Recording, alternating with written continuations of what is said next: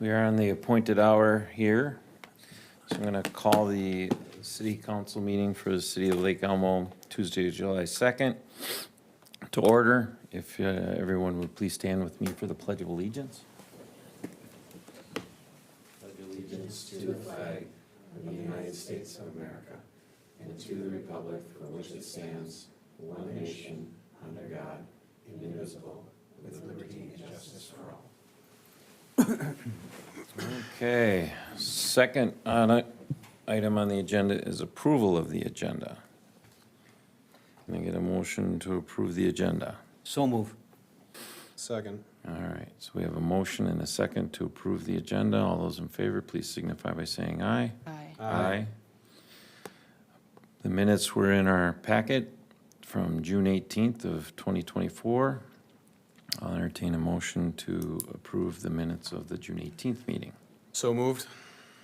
Second. And we have a motion and a second to approve the minutes of the June 18th meeting. All those in favor, please signify by saying aye. Aye. Aye. Minutes are hereby approved. Nobody with public comments or inquiries this evening, Julie? All right. And we do not have any presentations, at least that I'm aware of. So, the consent agenda, item number, I'd like to pull two things from the consent agenda. we just already approved the agenda. I wasn't sure if I did it there or here, so. You would have to, I'd like to pull two items, number 7 and number 11, please. so we need to make a motion to open that back up. Mr. Mayor, members of the council, usually when you go to approve the consent agenda, that's when you ask if items want to be pulled, and then if a member wants the items pulled, you usually give them Okay. that privilege. So you wanted to pull, excuse me, which ones? Number 7 and number 11? Number 7 and number 11. Okay. So Councilmember Backstrom has requested to remove, pull number 7 and 11, which we would make number after the public hearing. We would move to 13 and 14. So any other changes to the consent agenda that somebody wishes? I will read the consent agenda. Approve payment of disbursements, approve SEH Construction Engineering Task Order for Village Parkway UP Railroad Crossing Improvements, approve pay request number 16 and 17 for Water Tower number 3, approve pay request number 1 for Stillwater Boulevard Trunk Watermain Improvements, approve Easton Village 6th and 7th Edition Development Agreement Amendment Resolution 2024-075. One requesting to be pulled into the regular agenda is approve Parks Master Plan. Number 8 is approve Planning Assistant Hire. Number 9 is approve Lake Elmo Airport Advisory Commission appointment. Number 10 is approve Peanut Poppies Ranch Reaffirmation Resolution 2024-076. Number 11 is also requested to put on the regular agenda, approve construction of sand volleyball courts. So, need a motion to approve the amended consent agenda. So moved. Support. All right, so we have a motion and a second to approve the amended consent agenda items with number 7 and 11 being pulled into the regular agenda. All those in favor, please signify by saying aye. Aye. All right, so item number 12 on the regular agenda is a public hearing for 8286 Hidden Bay Court Variance, Resolution 2024-074.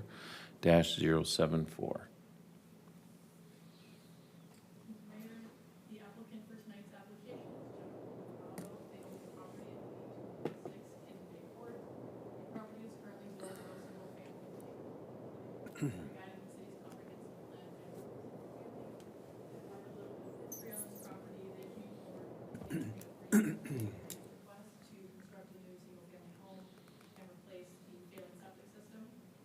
City staff recommended denial of the home-related variance.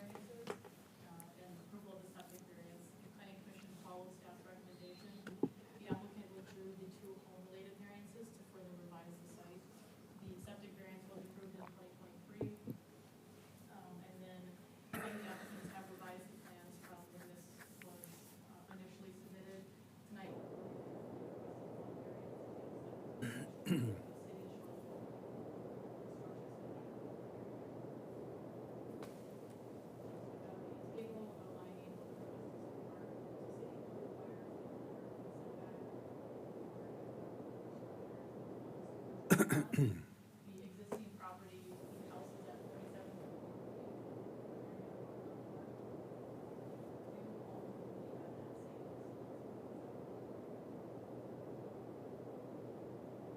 Visuals for you, so the left side illustrates the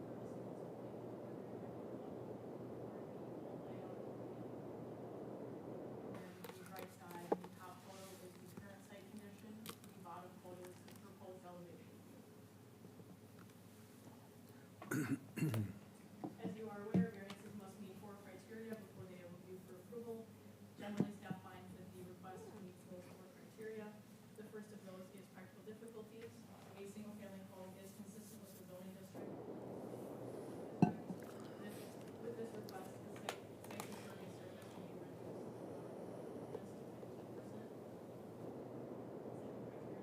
50%. The ordinary however setback and zoning setback on this property is significantly limited to buildable area.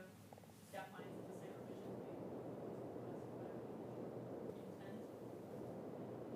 Again, is not proposing to approach any further.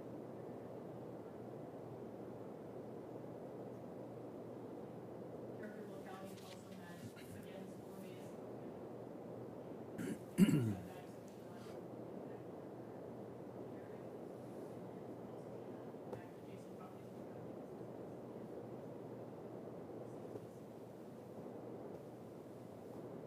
So there were 2 public hearing notices advertised since we did change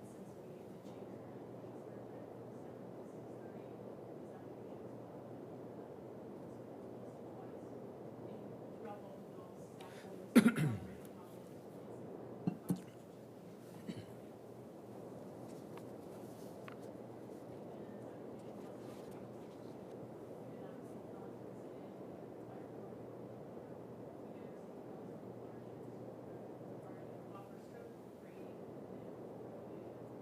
I would like to note that the 35-foot wide buffer strip was already included in the approval for the septic variance in 2023, so that has been taken care of and addressed.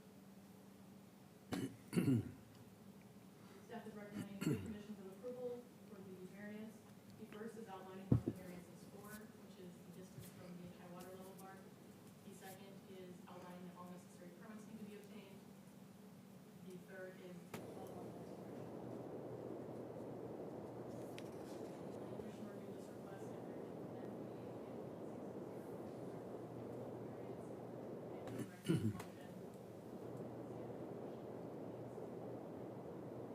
Any questions for staff? Hearing none, I'll entertain a motion to go into a public hearing. Move to go into the public hearing. Support. All those in favor of going into a public hearing, please signify by saying aye. Aye. We will go into public hearing at 7:08. Anybody wish to speak at the public hearing? Seeing none, hearing none, I'll take a motion, entertain a motion to close the public hearing. So move. Second. We have a motion and a second to close the public hearing for Resolution 2024-074. All those in favor of closing the public hearing, please signify by saying aye. Aye. Public hearing is closed at 7:09. Move to adopt Resolution 2024-074, approving the request with conditions from Jeff and Judy Otto for a variance to allow a reduced structure setback of 47.2 feet from the ordinary high water level for the property located at 8286 Hidden Bay Court, based on the findings listed in the staff report. Is there a second? Second. We have a motion and a second for Resolution 2024-074. Any discussion? Hearing none, I'll call the question. All those in favor of adopting Resolution 2024-074, please signify by saying aye.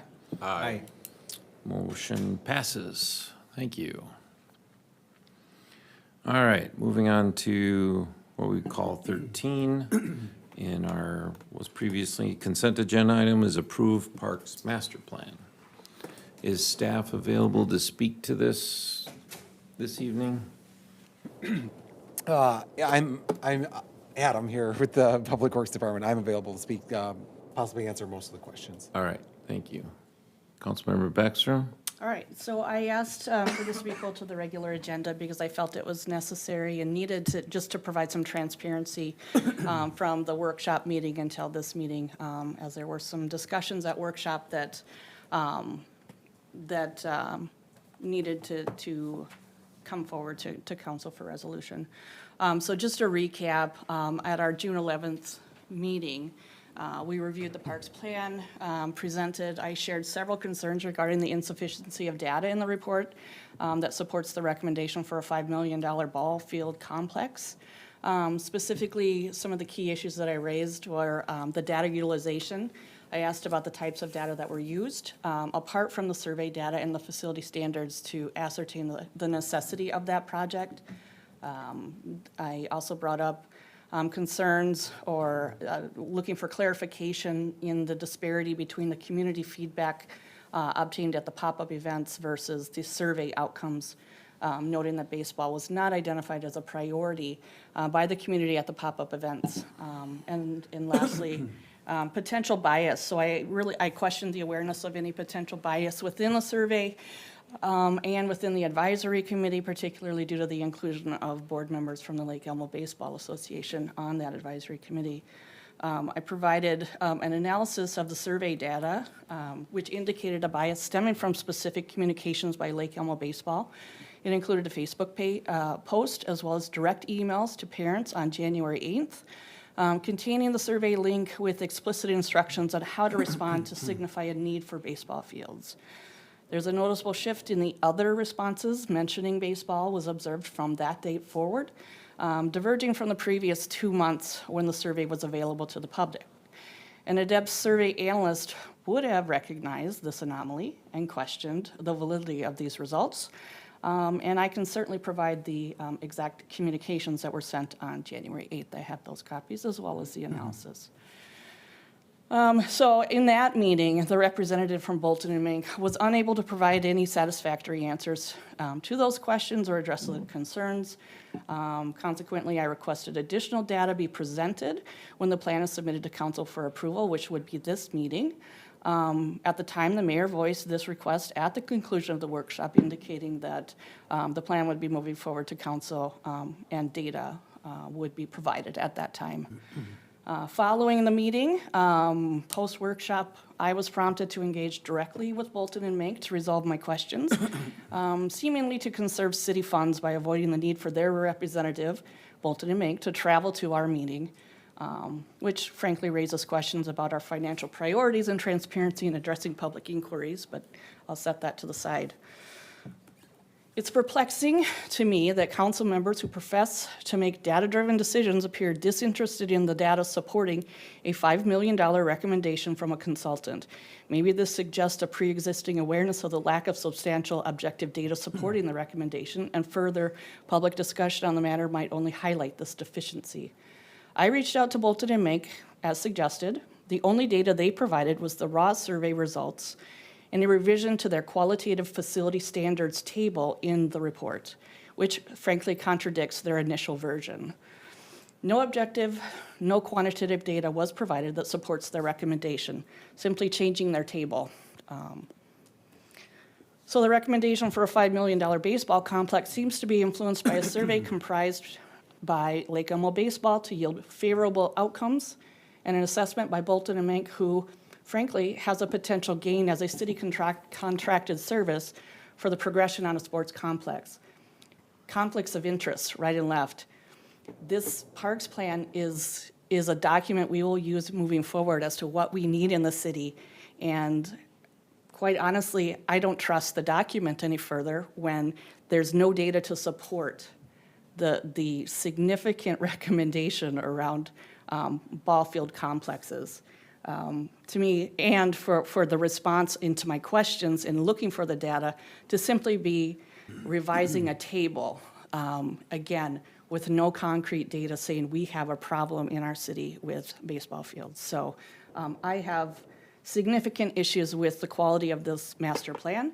And I'm very concerned that it simply was placed on the consent agenda, knowing that there were outstanding questions at the workshop meeting, and that I was directed to deal with that behind the scenes without transparency to the public. So I don't know at this point that I can support this plan unless there are specific things removed from it. One being removing the priority initiative section 1.5.2, which proposes the development of a new athletic park to support baseball and softball for competitive and town ball. This should be eliminated from the plan. Amendment of the survey results. The results need to be revised to exclude all responses received after January 7th, 2024, which is the date when Lake Elmo baseball is known to have influenced the survey. Inclusion of existing facilities in the report. The report should be updated to acknowledge the existing ball fields at Oakland Middle School, which serves this community as a competitive fields, contrary to Bolton and Mink. They have not recognized Oakland Middle School. There are 4 fields, there's competitive field play there, and it should be counted in our fields that are used in the city. So, these changes aim to ensure that the park plan reflects unbiased community input and makes use of existing resources. And with that, I will not support the plan as it sits today, but certainly with these recommendations, I would. Was there any questions for staff? No, No. Okay. unless they have the data. I mean, do you have any data, Adam, that supports $5 million towards a baseball complex? Not any additional data, which was otherwise provided by Bolton and I Mink. didn't think you probably didn't, but thank you. Any other discussion? I will say that, you know, it was brought to my attention that maybe it would be best to have you interact with Bolton and Mink staff directly, as you were the one that raised the questions. So that was my intent on that, nothing other than that. Evidently, your questions weren't satisfied, and I have not been made aware of that prior to this meeting. I forwarded the communication to you, I don't think I remember seeing it. and I suggested that when you don't have the data, you make it up. When was that? Recall? Last week, last Thursday, Friday. Oh, I was out last Thursday, Friday, my apologies. Can I ask a question for staff? Absolutely. I guess might be for Adam then. Can you just clarify then for the public with the updated table, the clarifications that do occur, the difference between a competitive field, recreational, and then how the differentiation with youth and full-size occurs? So we did provide Bolton and Mink with the definitions of what we had referenced as recreational youth baseball or full-size based off our survey results that we had planned last year in June. So I don't remember those right offhand of what we had indicated as far as field size, base length, things like that. But those were provided to Bolton and Mink, that survey, as well as those dimensions of those fields. So it's based upon objective variables to differentiate what qualifies as a competitive field versus what qualifies as a recreational field. Correct. Like every baseball field's different as far as, if it's competitive or not. So Is it reasonable to presume that's then why the Oakland fields are not considered competitive, as they don't meet those criteria?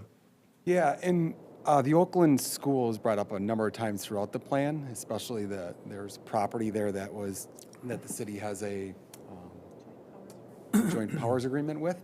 So we do share those tennis courts as well with the city. So there was a number of conversations throughout that work plan of whether or not to include assets that aren't city-owned, which include, there's a number of comments in the survey results too that say, why aren't we including the county park itself?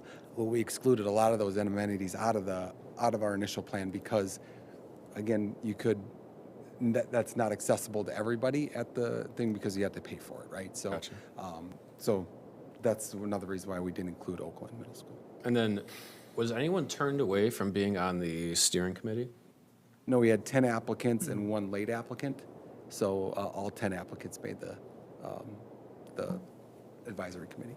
So anyone could have showed. We could have had residents who are board members of St. Croix Soccer or board members of SCVAA. If they were interested and wanted to serve, they could have served as well. Correct.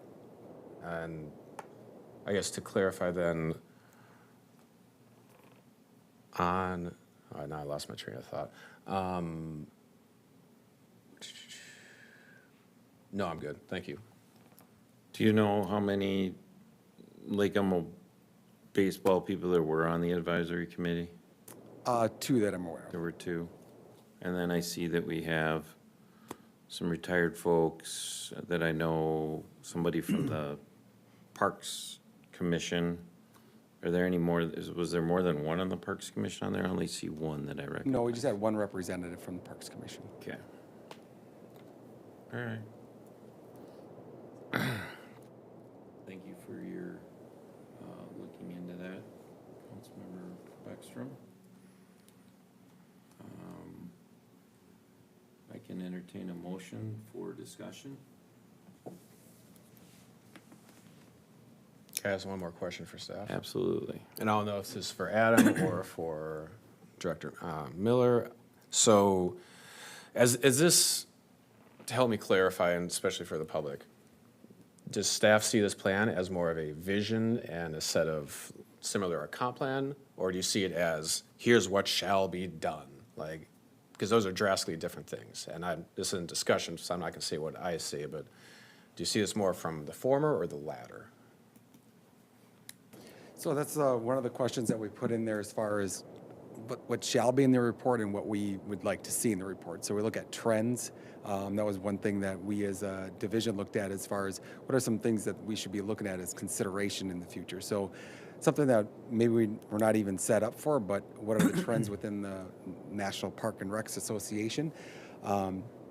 So, you know, is it something, it was just another document that parks commissioners as well as city council members could look at, use as a guide. That these are trends, these are activities in the community that we could bring to our community, not as something as, you know, that we might be able to do in 3 to 5 years, 5 to 6 years, whatever it might be, but not something that's set in stone that we must do within those time periods either. Thank you. Yeah, I had a quick question on it. So the National Parks Association, is that a comp? I'm just wondering, what is that entity? She references that in the Parks Master Plan a couple of times in regards to just synchronizing like what we have for residents versus what the national standards would That's be. what I thought. Okay. Councilmember Beckstrom. Can you confirm that we are actively pursuing land for a sports complex? It's correct. Thank you. All right.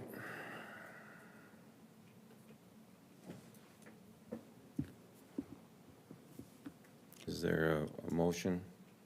Motion to approve the Parks Plan with the following amendments. Removal of Priority Initiative 1.5.2, amendment of survey results to exclude responses received prior to January 7th, 2024, and the inclusion of Oakland Middle School fields in the facilities report. Is there a second?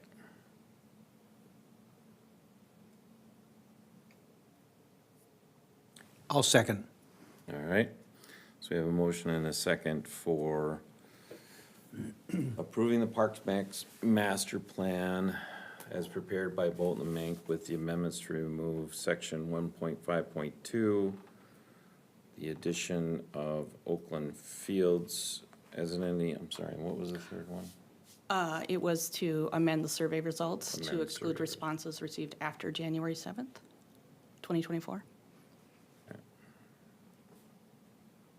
All right, we have a motion and a second. Discussion. I just was going to mention, we talked a little bit about the National Park and Recreation Association. That's a very widely cited standard in park and recreation nationally. A lot of communities provide data for them, which is distilled down as actually a wonderful report if you ever take the time to read. I've read a number of times when we've looked at similar studies when I was a consultant. And so it's a very widely accepted standard to base your decision on. Just Okay. I've shared my feedback on the report and concerns. I think another concern with the report is an urgent priority to hire a parks director. And when we questioned at the workshop meeting for what criteria is used to determine when you need a director added, it was essentially everybody else has one that I've worked with. So to me, that is not supported by data either, which again calls into question the accuracy and completeness of the report. And the reason why I'm really being a stickler about the Parks Master Plan, I think to Councilmember Holt's point, yeah, it's a tool that we use to look forward, but unfortunately, we're pursuing land for something that does not appear to be supported by the community results, and I think we need to look hard at that. And the other piece of it is the, oh, I just lost my train of thought. The, oh, shoot. I lost it. Okay, I'll have to pass. all right. Councilmember Holtz. I would be fine with having the asterisk in the data to say there are additional survey results that came from non-residents, and here's the additional data from non-residents. I would be fine with that, but I see no reason to vote for all three of these amendments, especially in the case of the Oakland fields. Those are not city-owned. Doesn't have to be.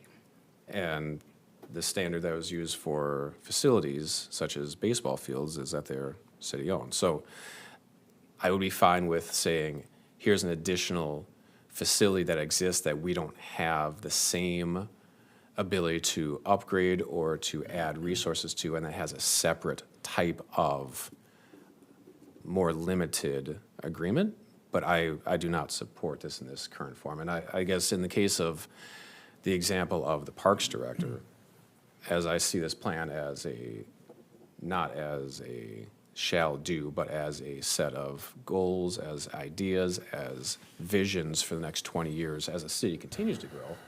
If and when we were to look at a Parks Director, even that would be done based upon a review to say, do we have something comparable right now on staff, or maybe it's a current position that gets upgraded or elevated, or is it actually a Parks Director? I don't see anything in this report as each of these shall occur. I see this thing as a vision. So with that being the case, I don't support the current thing with the current amendments. I remember that. Councilmember Beckstrom. So the one other item or point that I wanted to make is just to remind council why we pursued updating our Parks Master Plan and what we were looking to get out of it last fall when we hired Bolton and Mank to do it.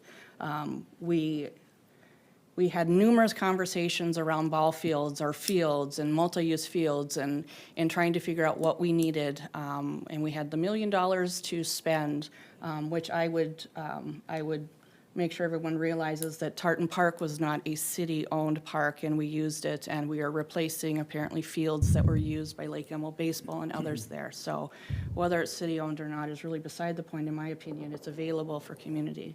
But we pursued this because we wanted to know what the community wanted for amenities, what the community needed for amenities. This was to help inform what we did with regards to ball fields. We wanted to know what was needed, and so if we're getting a report that is skewed based on results, we're not truly getting what the community is looking for. We're getting what one entity in Lake Elmo has been lobbying for the last year and a half. I want to know what the community as a whole wants, not what Lake Elmo Baseball wants. I want the community perspective, and unfortunately, the report is skewed, and so I can't trust it. Councilmember Dragisich. Yeah, I think as I read through the report and the exchange that was going on, when you do these kind of studies, there's always a little bit of hesitancy to spend money for I'll say a statistically valid or scientifically valid survey. They're around $25,000. But when I look at, we have a recommendation of $20 million in capital over the, to implement this study. And to make sure we spend the money where the majority of the public wants to have it spent would be kind of important in my mind. And, the $25,000 for a valid survey is minuscule comparison to $20 million to spend based on results that may or may not be valid. I'm not saying the results aren't valid because we don't really know. But the process of gathering data for a master plan like this is oftentimes done this way, but that's one of the risks you run as you get done and you start looking at the data. I know she did say that they did check the ISP IP, whatever, they're, IP IP addresses. of the, and they found a couple that were repetitive. But generally, they found that they came from separate computers. So that's kind of an indication we didn't have a group of people who just kept, putting it in. But if you were to say, well, what's our confidence level in the survey, you can't state one because you don't really know where it is. And so, well, we say develop a new athletic park to support baseball fields.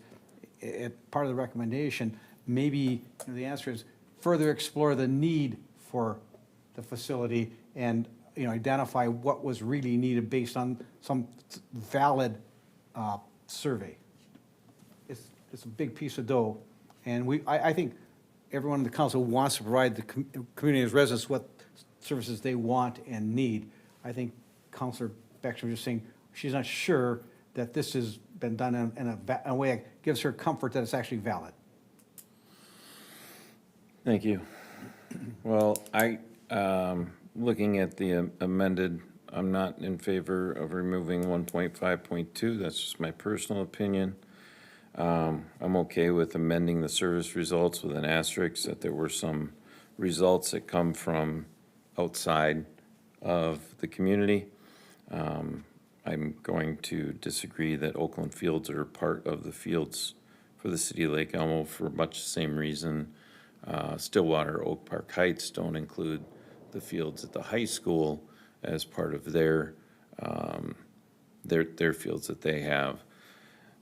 Anytime we do surveys or voting, those results are skewed by people that are paying attention and want to voice their opinion on it. So I don't know that there's anything that made people not to go in there, and there may have been people that said, hey, this is out there, want to make sure your voices are heard. And I don't see anything wrong with that. That's how things have always gone.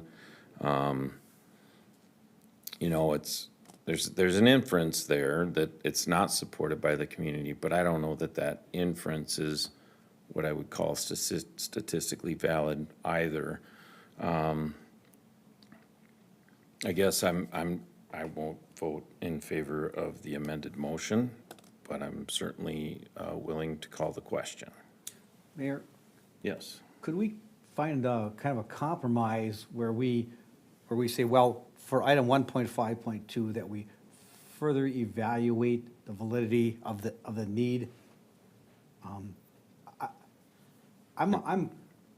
not so locked in that I want to kill this whole thing, but I do think making sure that it's a valid need that our citizens want is important before we spend $5 million. And maybe there's a compromise where we can find a way to refine the validity of that recommendation, but accept the plan. So I do recall the council looking at several areas within the city where we already have these recreational parks with recreational fields. And the council at the time voted down adding competitive field at Park Ridge Estates or Pebble Park because they just weren't locations where the council at the time felt like it was a good position to sink dollars into those that weren't going to get I'll use the term bang for the buck. So using recreational fields as a basis to increase competitive fields, I think, has been talked about, discussed, and alleviated from the program. But that's what I recall, and maybe I recall incorrectly, but we could always go back and look. So to your question, Councilmember Dragisich, so you're saying you would, see, we've always had problems with surveys, right? So I can't remember what the other survey we had where we just didn't get, what did we get, like 300 people that commented on it or something like that. So this $25,000 to have how do we know that that's going to garner us any better information than what we have at this point in time?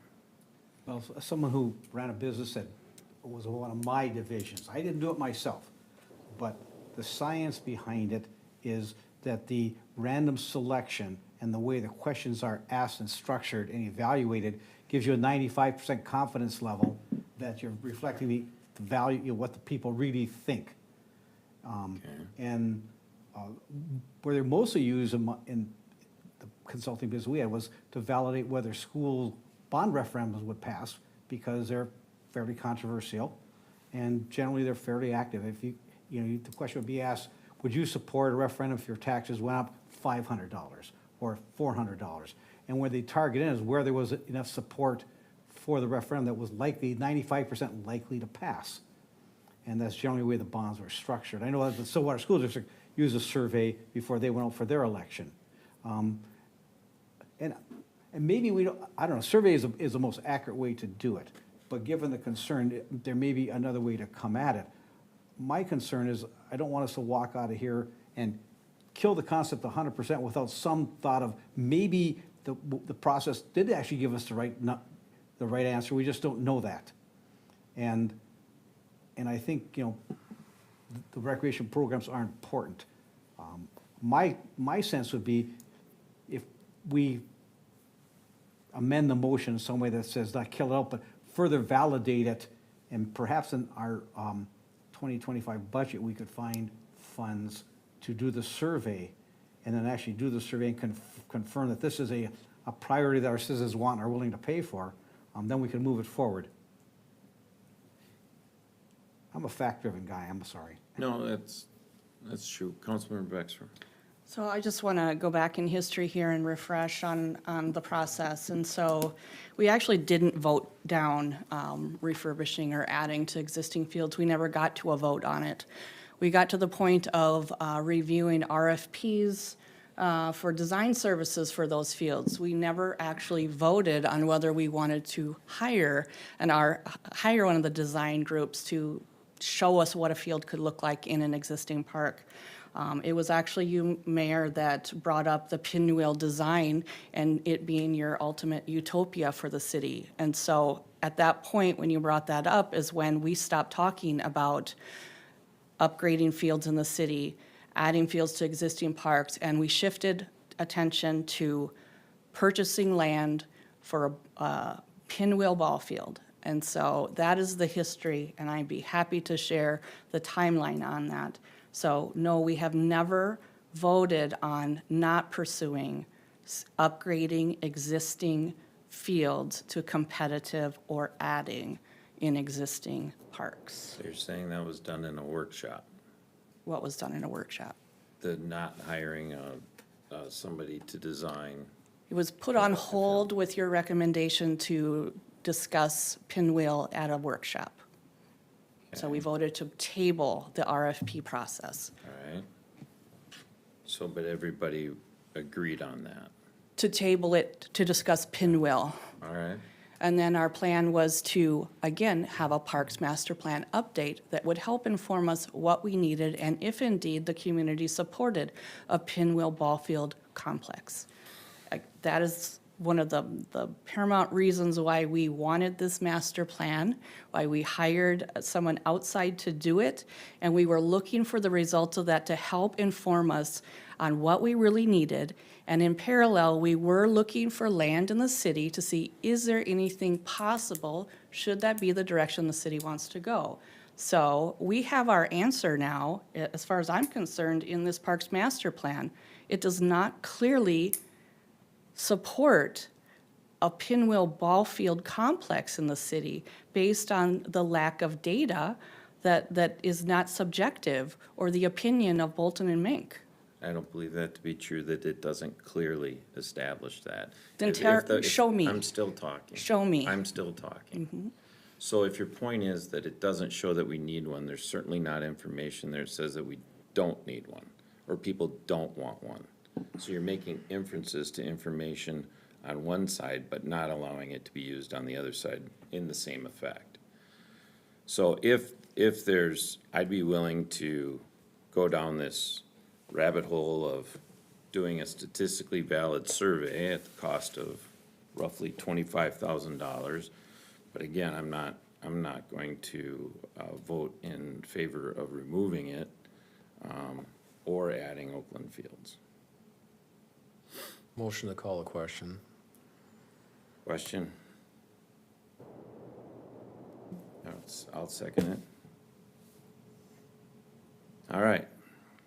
So the question is, the motion is to approve the Parks Master Plan with the amendment of removing 1.5.2, amending survey results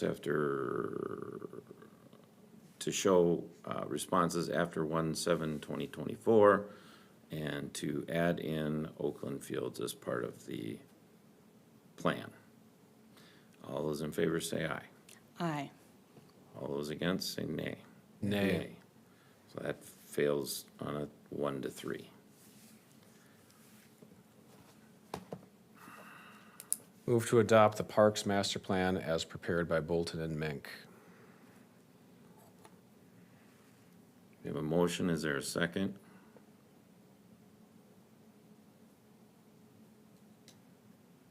I'll second it for discussion, or actually, I'd like to amend that, a friendly amendment. We can do amendments. After? Yes. All right, so I'll The proper second it. way. And I'd like to make a friendly amendment that the survey results show updated after 1/7/2024, and that we add at the direction of Councilmember Dragisich and Councilmember Beckstrom, that we have a survey done by a technically competent firm to look at a competitive baseball field sport complex within the city of Lake Elmo. I'll second that amendment. Okay, all those in favor? I have Of the some amendment. discussion Sure. Discussion on the amendment. if- Yeah, if we- discussion on the amendment. on the amendment, yes. If we take a careful look at the piece here, the whole thing, and we were to have, if there are any other, couple other areas we want to survey on, it wouldn't cost us any more to do that. If we have 2 or 3 areas that we want to validate in some way. Okay, And so, I haven't dug into this way up to my ears. I've just kind of gone through with the discussion we've had and looked at it, and we had $20 million popped off the paper at me, and some of the other things, and I looked at the results, but there may be other things that staff or other elected officials would say, could we firm up the support for this? And we can do that at the time we ask for the survey. I just want to bring that up in discussion in case there's any other areas that we'd like to ask folks for their input, and then we would have this 95% confidence that we have the opinion of our citizens validated. so then, question is, at the time, we could put in things in the survey to validate things that, as you said, this has been the point of discussion, was the ball fields add things that we think are germane to the Parks Master Plan? Yeah, if there's something else in there, I didn't want to preclude it. We've just had this for a short time to look at. But if there's 1 or 2 or maybe 3 other items, and there may not be, Mayor, I just, for discussion purposes, I want to say we would. That's fine by me. Councilmember Holtz. And I guess my 2 cents would be, we then need to have a discussion at that time Yes. for what to put in the survey. This seems to me putting horse before the carriage. And the Parks Master Plan is the vision. And then to me, this is more of an implementation phase to get more and more specific about how to implement some of these things for the survey. So I support doing it right the first time, as we are looking at, the goal here is to put in place a vision for the parks and services that our community will be using for the next 2 to 3 decades. So it's worth it to do it right the first time and to know exactly what that looks like. Are we looking at, we're not. Are we looking at 8 competitive ball fields? No, we're not. Are we looking at 50 competitive soccer and football fields? No. So what is it? We have the clear objective data based upon national standards for how short we are. But we can also use a survey to gauge the involvement from residents as well. So I do support this version of the amendment. And I think one thing the survey will help us with is, based on the level of importance, of all these things we need to implement, which would be the most important to implement? Where's the greatest support immediately for implementation and need? See that? Councilmember Baxter. Can you please restate the motion? I'm not sure I tracked the entire statement. The motion was to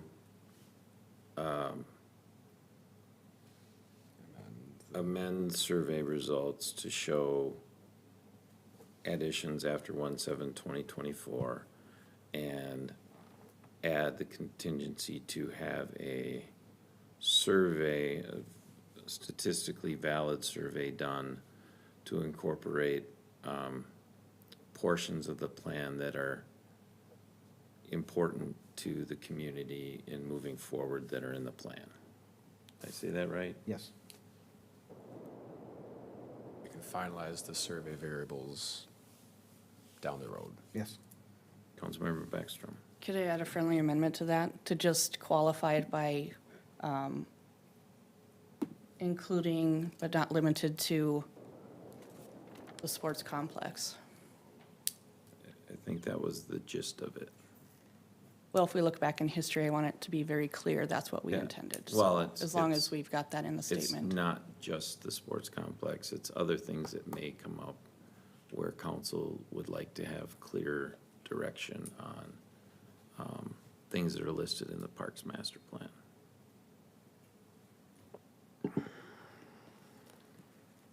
So I'll ask the question on the amendment. All those in favor say aye. Aye. Aye. Opposed, same sign. Aye. One opposed. The amendment's in there. So I'll call the question on the approval of the Parks Master Plan as presented by with Bolton and Mank, with the exception of amending the survey results that were noted after 1/7/2024 and including the ability for council to have statistically valid surveys done to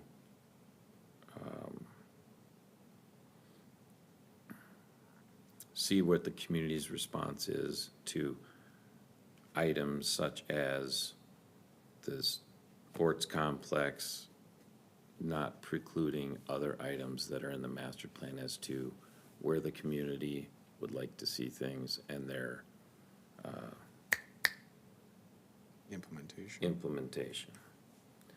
All those in favor say aye. Can I just clarify, please? Yes. So that your statement there was not the same as what the amendment was? Can I just get clarification on what Sure. the specific language is that we're voting on? So the amendment is to have a statistically valid survey done to include the sports complex, baseball fields, and other items associated with the Parks Master Plan to inquire as to the community's implementation preference. Okay, thank you. Okay? All those in favor, please signify by saying aye. Aye. Opposed, same sign. Hearing none, motion passes. All right, so item 14 is approved construction of sand volleyball courts.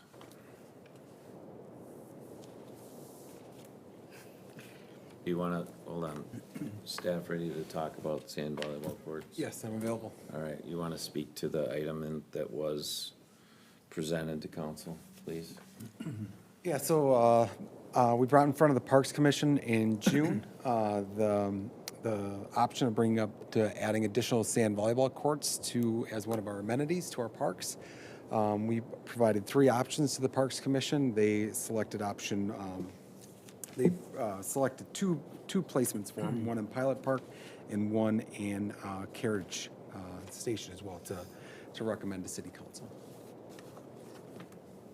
And so, question, where is the request is to place it in Is that One is in Easton Village. Easton Village? So you're proposing two? One. One. In Easton Village, okay. Councilmember Beckstrom. So one of the reasons why I wanted to pull this to regular agenda is I've gotten feedback from Easton Village, as you can imagine. And so I'm curious if the Parks Commission, if you talked about parking challenges at all as part of the recommendation and how that might potentially impact. I know that is a fairly significant concern in Easton Village is parking. Yeah. So in that area, that is one of the criteria that we had in there when selecting or choosing our three locations. So because there is only parking on one side of the street there, that's why we did limit it down to one court. We initially were planning that it does have room for two, but because of the parking, you bring that many more people there, it does fill up fast. So yeah, so parking was one of the considerations that we took into all of our options.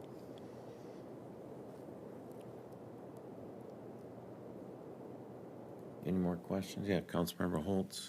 Can you just speak to the background? Because I watched that meeting and the prior meetings where some of these assets have been discussed. Can you just speak to a little bit where we are at with sand volleyball courts overall? I know we have the ones in downtown, but usage and how the Parks Commission came to view that as the next thing in the CIP to start working on.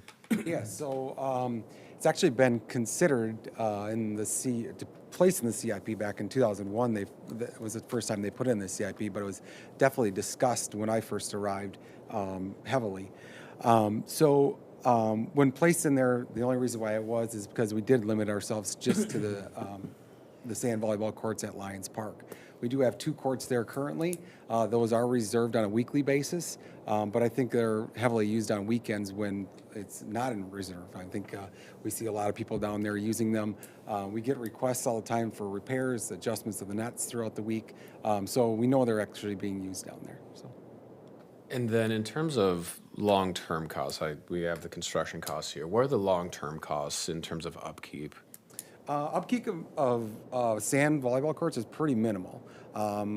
Yearly, we go out and grade it normally in the spring to flatten it, but otherwise it's just set up the nets and adjust throughout the year. It's our normal garbage pickup, if any, but otherwise it's pretty minimal. And because I know there have been soccer nets there in the past, and I'm just looking at the aerial. Is the plan from the agenda item, one sand in the northeast part, so north of the park, is that correct? North of the playground, correct. Okay. And then everything to the west would then be essentially for soccer, for recreational soccer? Wide open space, correct. Okay. Where are we at in terms of, because neighbors have asked as well about this topic, where are we at in terms of, every single neighborhood wants this, and I get that. Where are we at in terms of pavilion structures or grills or those other things where it's your gathering place and then you have your amenities around it? So that is one of the things we got back from our parks master plan was just like to consider those pavilions at our community parks, maybe not so much your residential or your neighborhood parks, but your community parks, because it is a place, for gathering, right? So, and another option for rental space and actually maybe possibly in the future, gaining funds from those rentals and things like that. So as far as Pilot Park, I don't foresee that one as like a huge pavilion shelter in the near future, but probably potentially shade structures, if anything. So refresh my memory, do we have anything in the CIP for that type of structure at Pilot Park identified? Shade structure or pavilion? No. Yeah. So what was put in the CIP this year by the Parks Commission, which is yet to be approved, is a pavilion or a structure, one for the next 5 years in one of our parks. And then refresh my memory, I recall that meeting, it was like 3-4 weeks ago. The third place that they were looking at was Ivy for sand volleyball. Was it a distance issue for parking to get from park to the sand? Is that why they looked away from? No, it was questioned by one of the commissioners of why we didn't recommend that as staff. We just foresee that park is probably becoming more of a community park, and likely with the future of probably having to, use some of that open space for parking, to create a parking lot. We didn't want to put a possible amenity there and actually have to move it or change it for parking. Is the plan that this would also be reservable for the community as a whole? Because I know we're using the term of neighborhood park, neighborhood volleyball court. So is the plan that this would also be available with the reservation system citywide? So at this one, neither one of these would be reservable. Would Okay. be on a reservable list. Neither park is. All right, thank you. Councilmember Beckstrom. Do we have to put 2 in right now? Can we hold on 1 until we have further development in the south? As I look at where these are located, so we've got, one, is it Lions Park? We've got one? Correct. 2. And Pilot Park is just right there, very close, and Carriage Station then is a little bit north, but there's nothing in the south. So is it, can we put 1 in now, like Carriage Station North? We've got the Village, and then hold until we know there's developments going in, large development going in off of Manning and Hudson? I mean, can we just hold on putting another one in and to find a place in the south? Definitely considered. I feel like we have a lot of amenities up here and not so much in the south, so.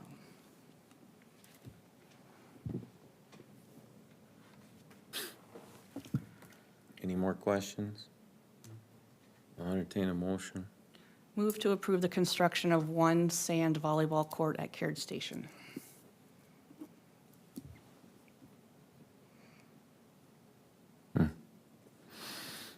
Is there a second?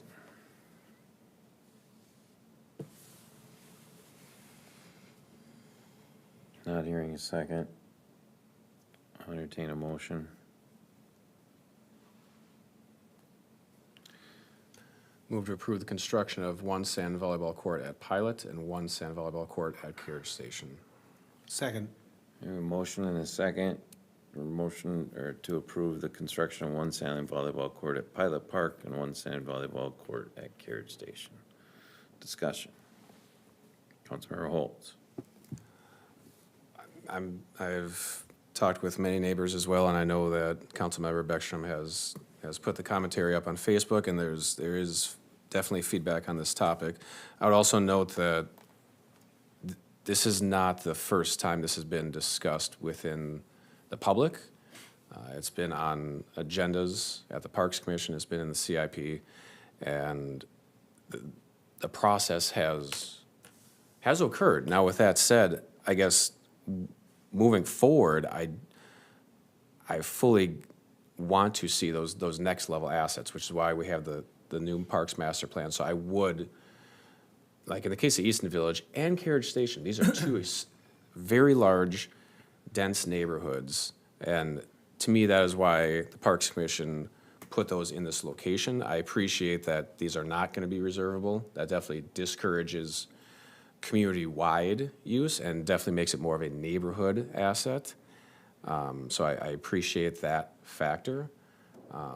These are not going to be lighted. I guess, I know one piece of feedback I've heard from neighbors is, why not a basketball court? Why not pickleball court? We know from experience with pickleball, it's loud. And the first thing that people say when you build pickleball, as we found out with other items that we put in other neighborhoods, those neighborhoods specifically said, please don't put more pickleball here. And we did, because of the noise. Basketball is not as loud as pickleball, but sand volleyball, you don't have that same level of decibels as you do with pickleball. But I do want to continue to have those conversations as to what other assets we can have at these large neighborhood parks, such as Pilot Park. Now, I fully agree with Councilmember Beckstrom. As the Southeast continues to develop, the Parks Plan obviously outlined this as well. There is a massive gap of assets, and we do need to have those conversations, and we will. But I fully support the process that has occurred here. It has been long in the process, and it is not new. And I do believe it'll be an asset that will be utilized by neighbors of both neighborhoods. Councilmember Beckstrom. I don't necessarily have a strong opinion one way or other on sand volleyball courts. If it's in the plan, then great. My concerns really are, the proximity of the pilot park courts to existing courts in the village, and that's been brought up by a number. It's really close, and so I really feel like placement in the south for our residents down there, it would be a much better approach. We seem to forget about them a lot. So that's one concern. I think the other big issue is parking. Streets are narrow, and it's a circle, and I think I heard from everyone, nearly everyone around that borders the park, and they have significant concerns about the parking. And I would tend to agree with that. Again, sand volleyball is fun, so it's nothing against the sport itself. I just don't know that Pilot Park is the right place for it, given some of the logistics there. I'd much rather see it in the south. So. All right. Call the question. It's a motion to approve the construction of one sand volleyball court at Pilot Park and one sand volleyball court at Carriage Station. All those in favor, please signify by saying aye. Aye. Those opposed, same sign. Aye. Motion passes 3-1. Moving on to council reports. Councilmember Dragisich. Yes, I don't know if other members of the council received an email from some of the residents in the lakes area about wakes on it's kind of interesting. One of the residents who submitted a email, at least I got it, was someone I knew from many years ago, when he actually called me, asked me for my number and called me. We had a discussion. I think some of their concerns are valid with the high water. He did send me something he got from the Minnesota DNR, which is a list of all of the wake restrictions on lakes in the metro area. And it talks, some places have 300 feet from shore, some have 150 feet, some have only when a high water exceeds. But I think it might be an issue that might be worth us looking at some point. I thought maybe there'd be someone from the lakes here at the meeting in public participation to talk about the wake ordinance, which our administrator sent us some historical information that had been changed at some point and what the current ordinance was. And I thank you for that, because I wasn't aware of it. But the concern raised, at least by the individual who called me, seemed pretty valid because of wakes. And I did some research, the engineer and me, are wakes damaging to the shoreline? Are they damaging to the water quality? And the science is there, they are. And yet I appreciate the fact that there are many people who enjoy boating on the lakes. So that part says, is there a compromise we can find that will allow people to enjoy the lakes but not cause damage to the water quality and or the shoreline? And I just throw that out. Maybe someone will show up at the next meeting or otherwise, but it might be an issue we'd want to explore. Thank you. Councilmember Holtz. I would echo that similar feedback that I've also received, and I would agree that that is a worthwhile conversation to pursue, as the science does support it. There have been some updates with the 3M settlement work group, but they're more so logistics. There's been some delays with priority 2 in the grants that I know one of our EDA members plans to apply for, and things are being delayed. There's issues with the statewide staff that are on the MPCA, but nothing that has substantially changed at this point. If there is, I will make sure to note it. So last week, I was able to attend the League of Minnesota Cities Conference in Rochester with many of our staff. It was good to hear some other cities and organizations that use various tools for various city ideas, functions, how they work, how they take care of communication. It was good team building for the staff, I think, to be out of the office and have some conversations, work together in those. I thought it was very valuable. Gonna really quick talk about 4th of July parade and activities that, we're anticipating some inclement weather on Thursday, as has been happening a lot early this season, and, well, it's July already. So,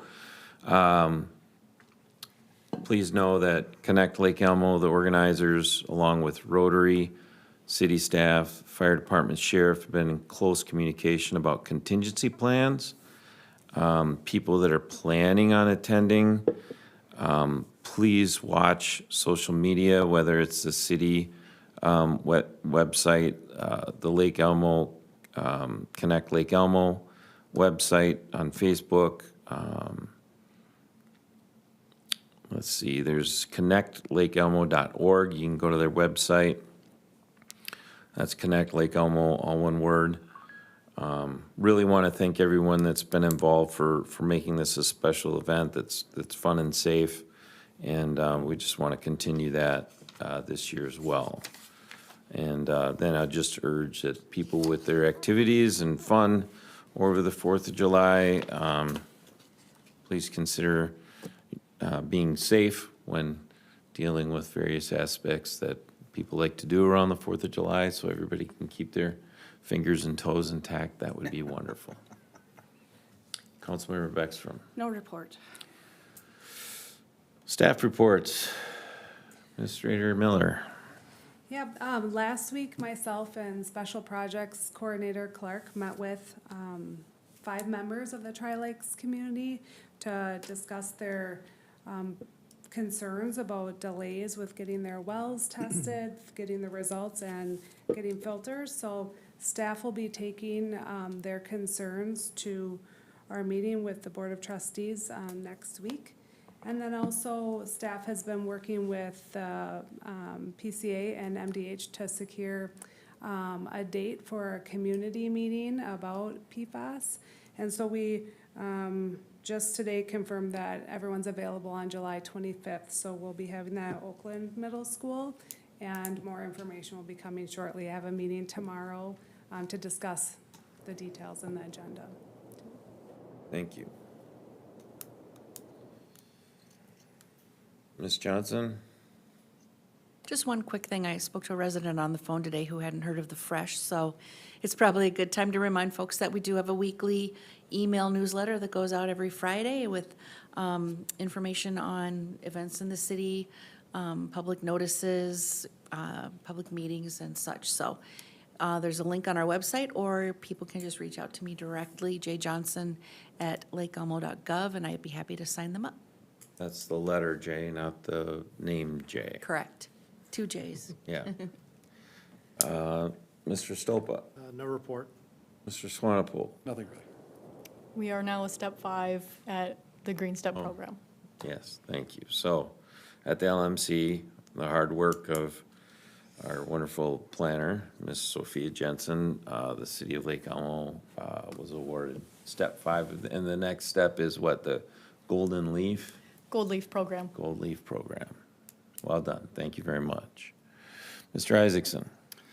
Just a couple of regional project updates. The Amira project located at Hudson Boulevard and Eagle Point, just east of Inwood Avenue, will go start constructing on Hudson Boulevard next, starting Monday, July 8th. And that will bring Hudson Boulevard down to 1 lane controlled by portable signal systems. So if you can avoid that area, it's recommended to do so, but there will be east-west traffic maintained with that portable signal system, so just observe on-site traffic control. And then Stillwater Boulevard was opened last week from the North Star development to traffic, but starting next week, we'll be starting our Watermain project along that corridor. Traffic will remain open east and westbound, but there will be crews working on the shoulder. Will there be shoulder closures for that? There will be. All right. And 30th Street? 30th Street is proposed to get their base course pavement next week. We're waiting for confirmation on that from their construction meeting scheduled for, I believe it's tomorrow, to confirm that schedule, but moving along.